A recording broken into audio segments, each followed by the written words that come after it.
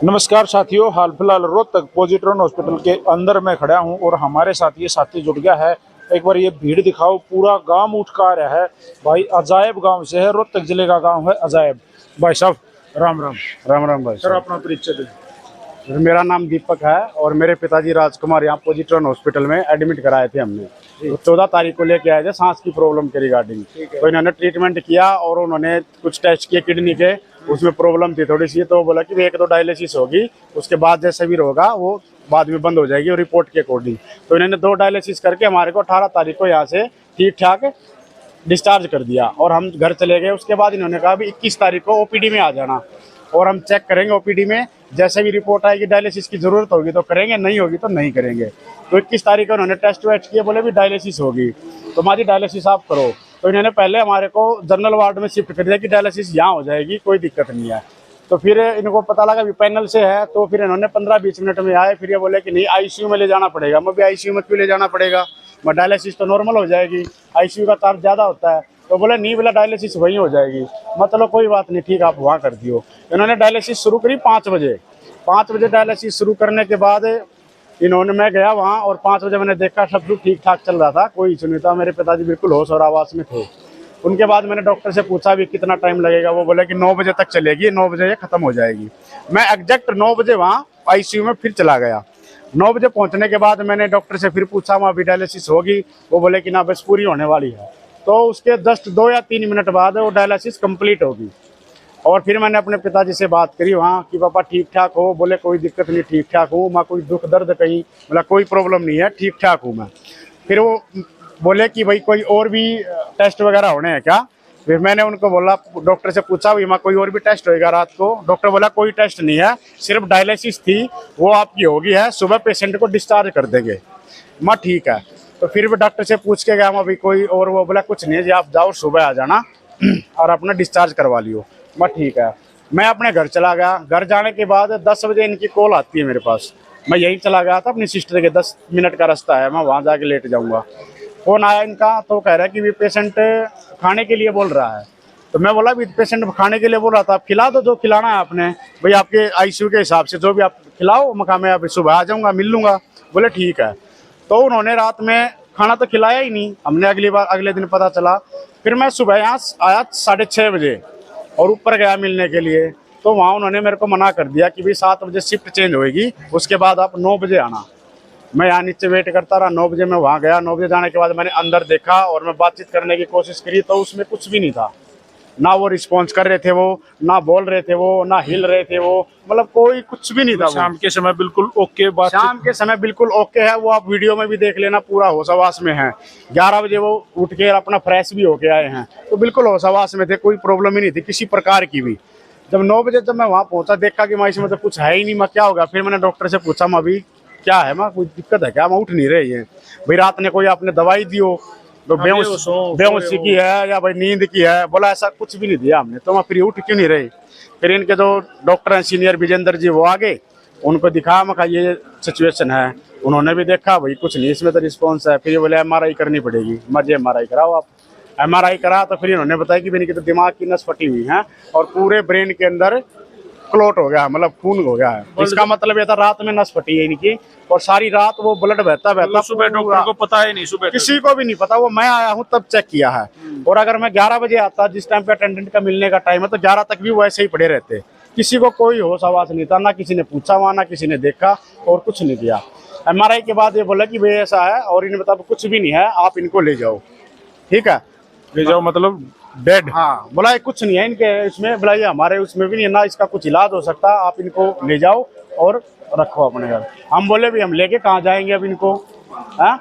तो फिर हमने भी रिपोर्टें दिखाई, दिल्ली दिखाई, रोहतक बढ़िया, जो डॉक्टर सबसे कंसर्न किया, सबने मना कर दिया। बोला अभी ब्लीडिंग इतनी ज़्यादा हो चुकी है, पूरी रात से चल रही है ये, अब इनका कुछ भी नहीं हो सकता, इम्पॉसिबल है। फिर हमने इनसे वही CCTV चेक करवाई और उन्होंने देखा कि इनके हाथ बंधे हुए थे रात में।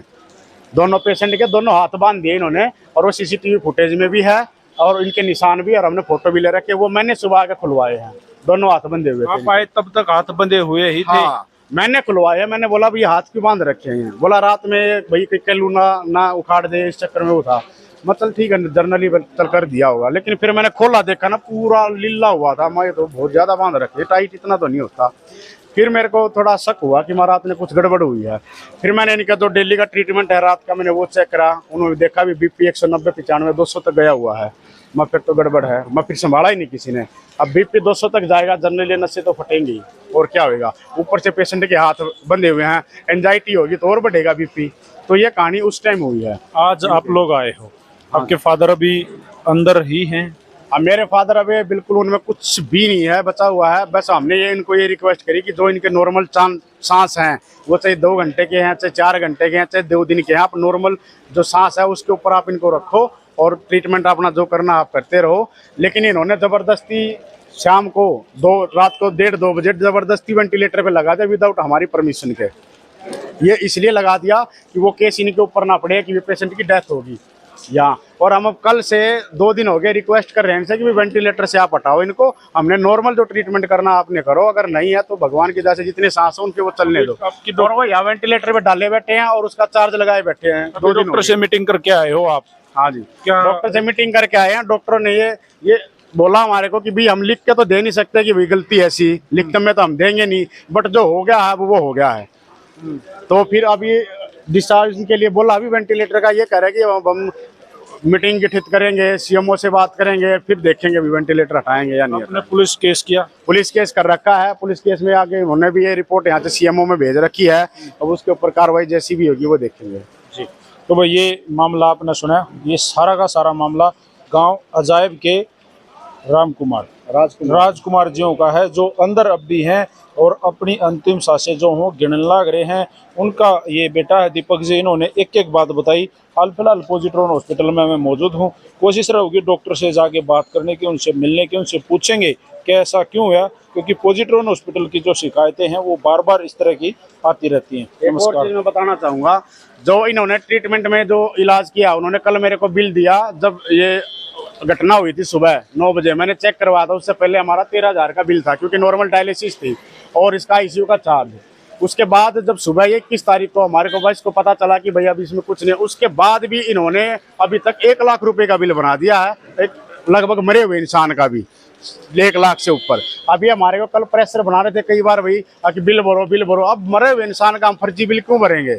उसके बाद फिर मैंने उनसे बिल निकलवाया और उसमें देखा भी जो ट्रीटमेंट इन्होंने या बिल जो भी दवाई या इंजेक्शन दे रखे हैं वो एक्चुअल में दिए भी हैं या नहीं। फिर मैंने आईसीयू में जाके उनकी सारी रिपोर्टें ली, आईसीयू हेड से भी ली हैं, आवरली रिपोर्ट जो उससे भी रिपोर्ट ली है। जब मैं उनको मैच कर रहा हूँ तो कोई मेडिसिन नहीं दे रखी, ओनली बिल छाप के सिर्फ बिल का वो कर रखा है इन्होंने, बस आके बिल ले लें, मेडिसिन कुछ नहीं दे रखी इन्होंने। तो फर्जी बिल बना रखे हैं सारे के सारे। टोटली पूरा का पूरा भ्रष्टाचार और पूरा पॉजिट्रॉन हॉस्पिटल की जो पॉलिसी है वो पूरी की पूरी ही बेकार में है। मतलब घटिया किस्म का मतलब प्रचार उपचार कर रहे हैं यहाँ पे। सर दीपक जी, हम एक बार डॉक्टर से जाकर मिलने की कोशिश करेंगे। मिलो सर, और ये आपके सारे सवालों के जवाब भी करने की कोशिश करेंगे। बिल्कुल सर, कोई वो नहीं, आप मिलो उनसे और जवाब करो और उनसे पूछो जो ये घटना हुई है उसके सबूत है हमारे पास सारे, हाथ में बंद रखे हैं उसके भी सबूत हैं। और जिस टाइम मेरे फादर घूम फिर के आए हैं वो बिल्कुल सही कंडीशन में थे, उसके भी सबूत हैं। जो उन्होंने ट्रीटमेंट में गड़बड़ करी है उसके भी सबूत हैं। बीपी हाई गया उसके भी सबूत हैं। टोटली सारे सबूत मैंने कलेक्ट कर रखे हैं, सब कुछ मेरे पास है। और जिस टाइम पे ये एक्टिविटी हुई है उस टाइम पे उन्होंने ऐसे पैर मारे हैं 1 बजे से लेकर 2 बजे तक, कम से कम भी 1 घंटे में 8 से 10 वो भी वीडियोज है उनके भी पैर मारते हुए। उसके बाद फिर 2 बजे के बाद वो बेड से हिले ही नहीं है, बिल्कुल ऐसे लेटे रहे। वो हो लिया जो होना था उस टाइम पे।